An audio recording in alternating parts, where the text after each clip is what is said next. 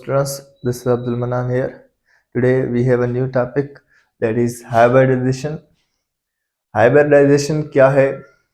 It is the process of mixing of different orbitals of different shape and energy to produce hybrid orbitals of same shape and energy. मतलब ये एक ऐसा अमल है जिसमें orbitals mix होते हैं, जो डिफरेंट शेप्स और एनर्जी के ऑर्बिटल आपस में मिक्स होकर सेम शेप और एनर्जी के ऑर्बिटल्स बनाते हैं। अब ये इसकी डेफिनेशन है, इसको मैं प्रूव करूंगा यहाँ पे, ठीक है। उसके बाद आप ये समझ लें कि भाई जो हाइब्रिडाइजेशन है just it is a mixing of orbitals. उसके बाद कंडीशंस ऑफ हाइब्रिडाइजेशन सिर्फ और सिर्फ सेंट्रल एटम में होती है। Hybridization occur only in central atom. Number first condition. उसके बाद no number of orbitals before and after hybridization remain same. Before and after hybridization remain same. Number of orbitals जो है after hybridization और before hybridization same होंगे। Hybridization occurs only in orbitals not in electrons. मतलब ये जो hybridisation है वो orbitals में होगी, इलेक्ट्रॉन में नहीं होगी। और उसके बाद types of hybridization sp3, sp2 and sp ये था इसका ओवरव्यू, मैंने जो रीड किया, जस्ट रीड किया। अब इन बातों को हम यहाँ पे प्रूव करेंगे। सबसे पहले मैंने टाइप लिया है sp3 हाइब्रिडाइजेशन का, जिसके बुनियाद पे ये सारा पोर्शन आपको मैं समझाऊंगा, ठीक है। तो आइए स्टार्ट करते हैं। नंबर फर्स्ट है sp3 हाइब्रिडाइजेशन। अब ये जो s और p है ये कोई इतना डिफिकल्ट लेटर्स नहीं, ये सिर्फ ऑर्बिटल्स के नाम हैं जो हमने पढ़े थे ना भाई, s p d f, ये 4 ऑर्बिटल्स के अकसाम थे, जिसमें से यहाँ पे sp3। अब ये sp जो लेटर्स डिनोट करें ये ऑर्बिटल्स को डिनोट करें, इसमें कोई परेशानी वाली बात नहीं है। अब मैंने sp3 हाइब्रिडाइजेशन का पहला एग्जांपल लिया है मीथेन का। अब मीथेन वो मॉलिक्यूल है जिसमें जो सेंट्रल एटम कार्बन है वो sp3 हाइब्रिडाइज्ड है। आइए देखते हैं कि किस तरह ऑर्बिटल्स मिक्स होते हैं और डिफरेंट शेप्स एंड एनर्जी वाले ऑर्बिटल्स बनाते हैं, सेम शेप एंड एनर्जी वाले ऑर्बिटल कैसे बनाते हैं, कैसे हाइब्रिडाइजेशन होती है। आइए देखते हैं मीथेन में कैसे होती है। भाई मीथेन का जो सेंट्रल एटम है हमको पता है, ये स्ट्रक्चर है मीथेन की।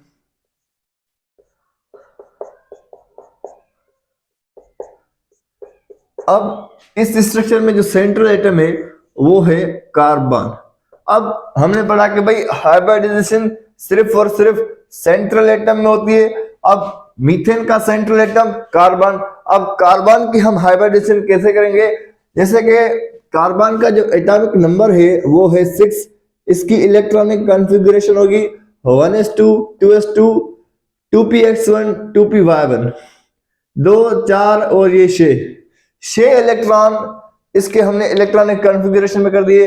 भाई ये जो इलेक्ट्रॉनिक कॉन्फ़िगरेशन मैंने ऊपर पहले नंबर फर्स्ट इलेक्ट्रॉनिक कॉन्फ़िगरेशन की है कार्बन की, इस इलेक्ट्रॉनिक कॉन्फ़िगरेशन के मुताबिक इसमें 2 अनपेयर्ड इलेक्ट्रॉन हैं, 2px 2py। ये जो 2px 2py के जो ये अनपेयर्ड इलेक्ट्रॉन है, हमको पता है कि भाई unpaired electron shows the valencies. अब इस कार्बन की जो इलेक्ट्रॉनिक कॉन्फ़िगरेशन के मुताबिक इसकी वैलेंसी तो 2 है, मगर हम जनरल देखेंगे तो कार्बन इज अ टेट्रावैलेंट, मतलब इसकी वैलेंसी 4 है।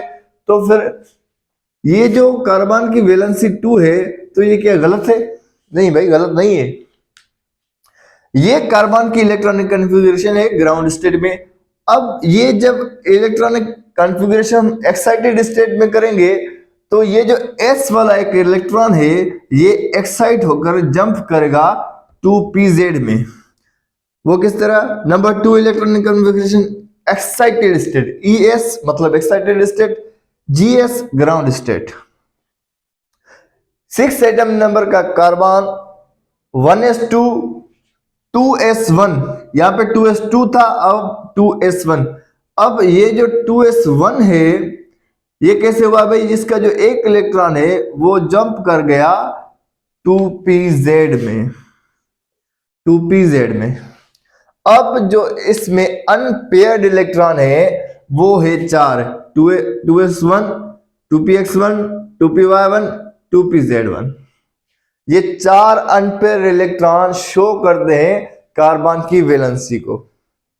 अब ये जो बात है ये हमें VBT का ड्रॉबैक्स बताती है कि भाई according to VBT the valency of carbon is 2 but it is not an actual practice.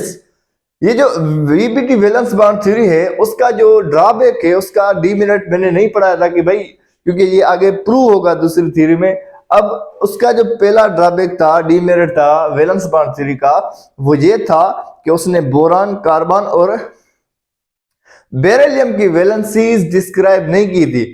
According to VBT carbon की जो वैलेंसी है वो 2 है, मगर ऐसा नहीं है, कार्बन की वैलेंसी 4 है।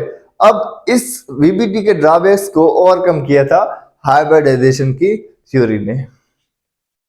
ये हो गई भाई हाइब्रिडाइजेशन की एक्साइटेड स्टेट में इलेक्ट्रॉनिक कॉन्फ़िगरेशन। ओके, अब इसमें हाइब्रिडाइजेशन कैसे होती है, आप थोड़ा सा ध्यान दें कि भाई ये जो s ऑर्बिटल है इसकी शेप क्या है, स्फेरिकल। हमने सेकंड चैप्टर में पढ़ा है s ऑर्बिटल की शेप क्या है, स्फेरिकल। px की x एक्सिस में इसकी शेप है डम्बेल, x एक्सिस में डम्बेल शेप है इसकी। py की y एक्सिस में डम्बेल शेप है और pz की z एक्सिस में डम्बेल शेप है। मतलब ये जो ऑर्बिटल्स हैं वो डिफरेंट शेप्स के हैं, इन चारों ऑर्बिटल की डिफरेंट एनर्जी है। अब ये क्या होंगे, मिक्स होंगे। ये कह रहा है कि भाई mixing of different orbitals of different shape and energy.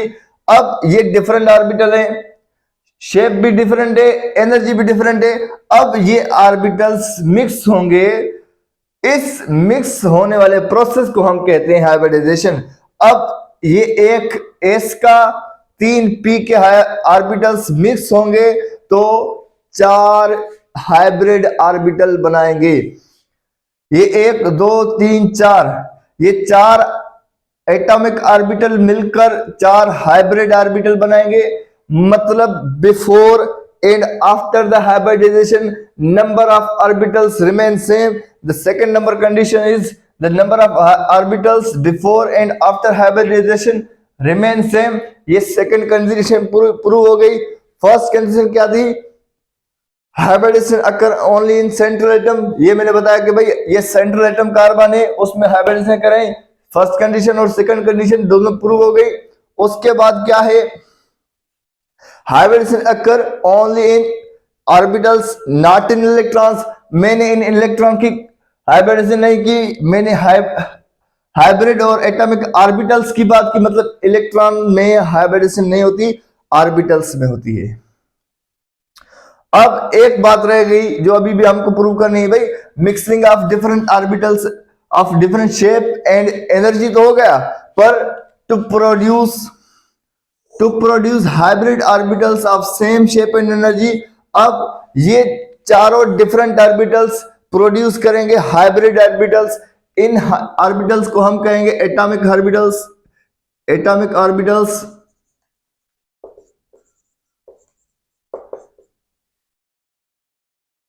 अब ये जो एटॉमिक ऑर्बिटल्स हैं ये चारों डिफरेंट शेप और एनर्जी के प्रोड्यूस करेंगे सेम शेप और एनर्जी के हाइब्रिड ऑर्बिटल्स। ये इन्होंने प्रोड्यूस किए 1 sp3 1 sp3 2 sp3 3 sp3 4।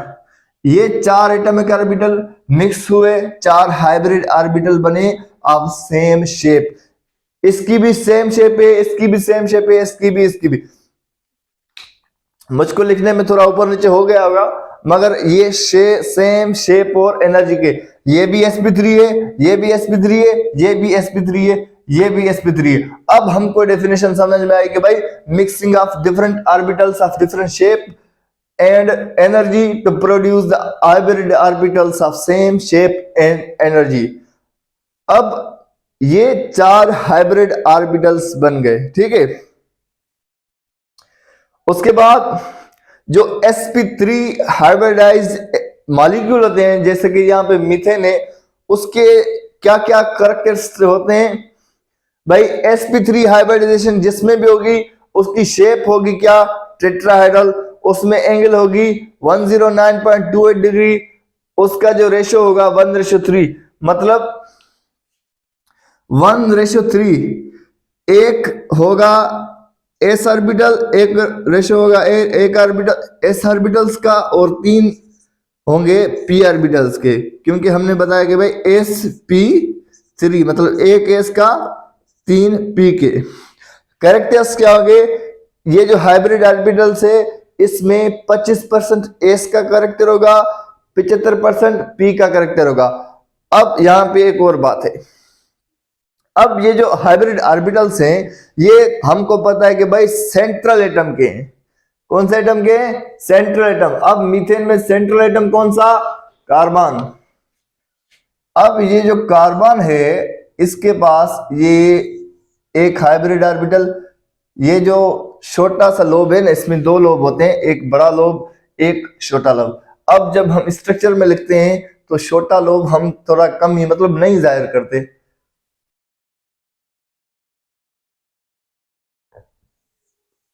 अब ये देखें, इसी कार्बन के पास ये 4 हाइब्रिड ऑर्बिटल ऐसे अरेंज हो गए, ठीक है। अब ये जो हाइब्रिड ऑर्बिटल्स हैं ये ओवरलैपिंग करेंगे किससे, हाइड्रोजन्स के एस ऑर्बिटल से। मीथेन का फार्मूला क्या है, CH4, मतलब कार्बन का एक एलिमेंट एटम 4 हाइड्रोजन के एटम से बॉन्डेड है। अब हमको पता है कि भाई जो हाइड्रोजन की इलेक्ट्रॉनिक कॉन्फ़िगरेशन है वो है 1s1, इसके पास एक इलेक्ट्रॉन है, मतलब इसकी जो एस की जो शेप है वो स्फेरिकल। अब ये जो एस वाला ऑर्बिटल है ये इससे यहां पे ओवरलैपिंग करेगा, ये हो गए हेड टू हेड ओवरलैपिंग, ये दोनों का इलेक्ट्रॉन, ये दूसरी हाइड्रोजन, ये इन दोनों का इलेक्ट्रॉन, ये तीसरी हाइड्रोजन। अब ये देखें, हाइड्रोजन ने इनसे ओवरलैपिंग की, हेड टू हेड ओवरलैपिंग की, इसके नतीजे में सिग्मा बॉन्ड बना। हमको पता है कि भाई मीथेन में 4 सिग्मा बॉन्ड है। अब ये जो स्ट्रक्चर हो गई कंप्लीट हो गई मीथेन की। एक और बात, इसमें जो इलेक्ट्रॉन होते हैं वो इस लोब में होते हैं, डीलोकलाइज्ड इलेक्ट्रॉन, ओके। ये थी हमारी हाइब्रिडाइजेशन, बट sp3 हाइब्रिडाइजेशन। उसके बाद हम दूसरा एग्जांपल लेंगे, sp2 का सेम प्रोसेस होगा, सेम सब कुछ सेम, मगर एक बात चेंज होगी कि भाई यहाँ पे p3 मतलब 3p ऑर्बिटल्स थे, sp2 में 2p ऑर्बिटल्स होंगे, ओके। तो उसके बाद है sp2 हाइब्रिडाइजेशन इन BF3। उसके बाद जो दूसरा एग्जांपल मैंने लिया है वो बोरान ट्राइफ्लोराइड का, जो जिसमें sp2 हाइब्रिडाइजेशन है। अब सेम प्रोसेस होगा जैसे हमने मीथेन में पढ़ा था भाई। ग्राउंड स्टेट में बोरान की इलेक्ट्रॉनिक कॉन्फ़िगरेशन है 1s2 2s2 2px1। Excited state में बोरान की जो इलेक्ट्रॉनिक कॉन्फ़िगरेशन होगी 1s2, ये जो इलेक्ट्रॉन एक्साइट होके 2py में आ जाएगा। अब ये भी ड्रॉबैक है VBT का, ये बात भी हमें VBT ने नहीं बताई थी। According to VBT boron is monovalent. According to VBT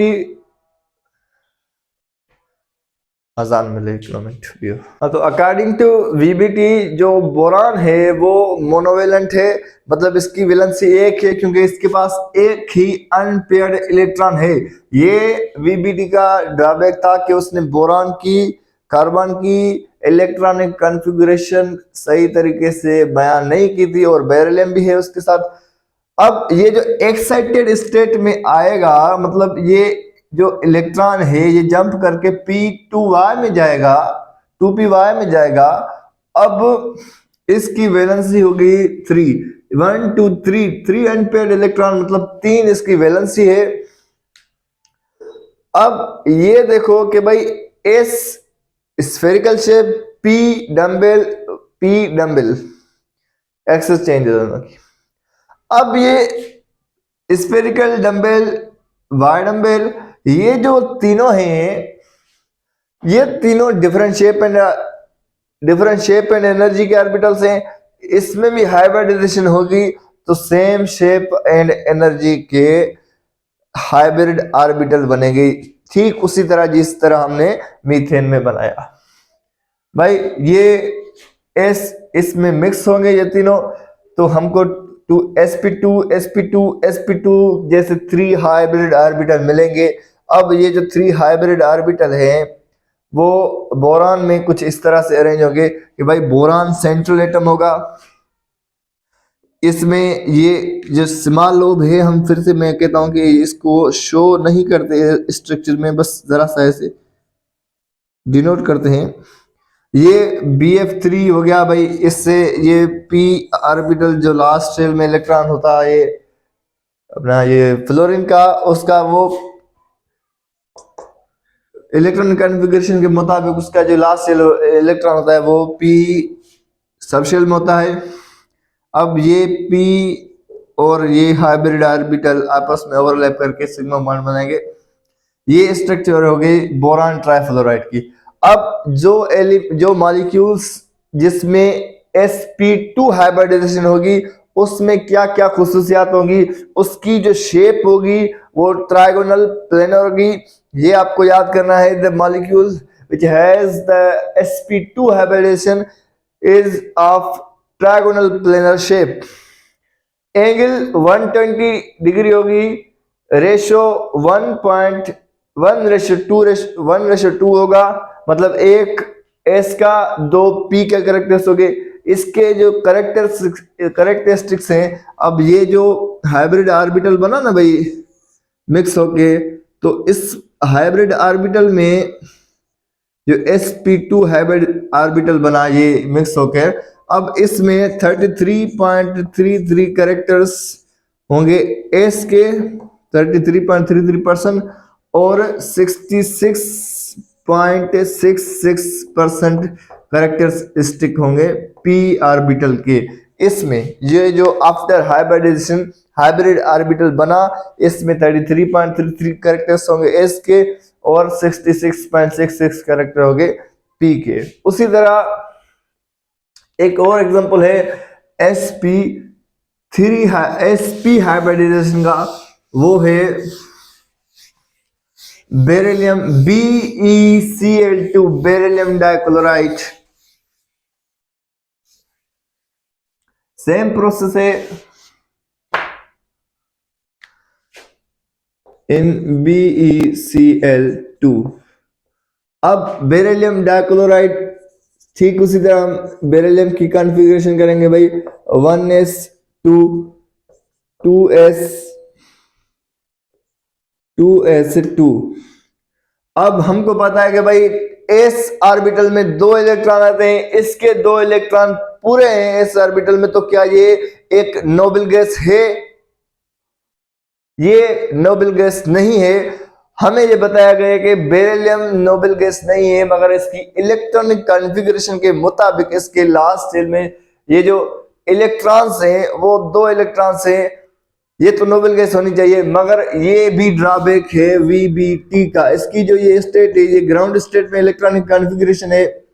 अब ये जो एक्साइटेड स्टेट में इसकी इलेक्ट्रॉनिक कॉन्फ़िगरेशन होगी Be4 की इलेक्ट्रॉनिक कॉन्फ़िगरेशन है 1s2 and 2 S1 2px1, इसमें 2py 2pz ये वेकेंट ऑर्बिटल्स है, मतलब इसमें कोई इलेक्ट्रॉन नहीं है।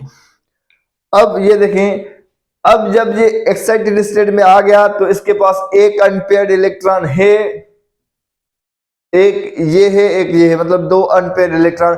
अब ये जो दो अनपेयर्ड इलेक्ट्रॉन है ये शो करते हैं बेरिलियम की वैलेंसी को। अब बेरिलियम की वैलेंसी क्या है? बेरिलियम की वैलेंसी 2 है। अब s और p ऑर्बिटल्स ठीक उसी तरह से आपस में मिक्स होंगे, मिक्स होकर डिफरेंट शेप्स ऑफ ऑर्बिटल्स जो s एंड p है मिक्स होकर same shape and energy of orbitals ये एक हाइब्रिड ऑर्बिटल बनाएंगे। कितने बनाएंगे? जितने ये मिक्स होंगे। भाई इसकी शेप है स्फेरिकल, इसकी है डम्बल। आफ्टर हाइब्रिडाइजेशन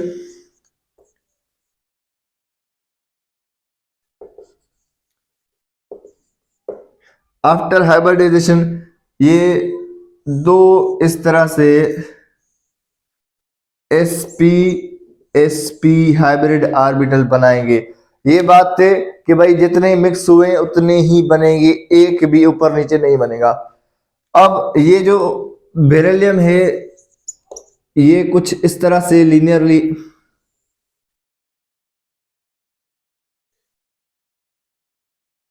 ठीक है। अब ये जो बेरिलियम है ये अपने हाइब्रिड ऑर्बिटल को कुछ इस तरह से अरेंज करती है, फिर क्लोरीन से बॉन्ड बनाती है। भाई क्लोरीन की जो इलेक्ट्रॉनिक कॉन्फ़िगरेशन होगी 1s2 नंबर्स में लिख देता हूँ 1s2 2s2 2p6 3s2 and 3p ये हो गए 3p5। ओके, ये इलेक्ट्रॉनिक कॉन्फ़िगरेशन है क्लोरीन की। अब ये जो p ऑर्बिटल है 3px 3py 3pz,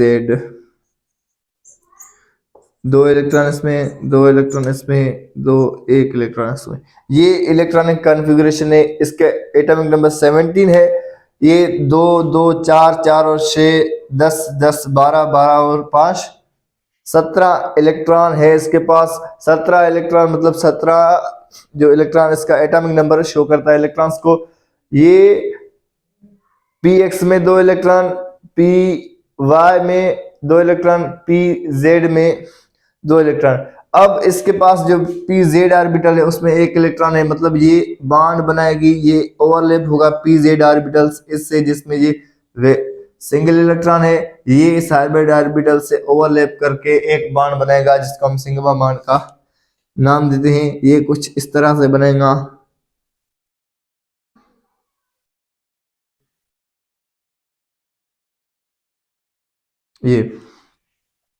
ये क्लोरीन एलिमेंट एटम है, ये भी क्लोरीन एटम का आखिरी शेल का जो ये pz ऑर्बिटल है ये इसने यहाँ पे बॉन्ड बना दिया।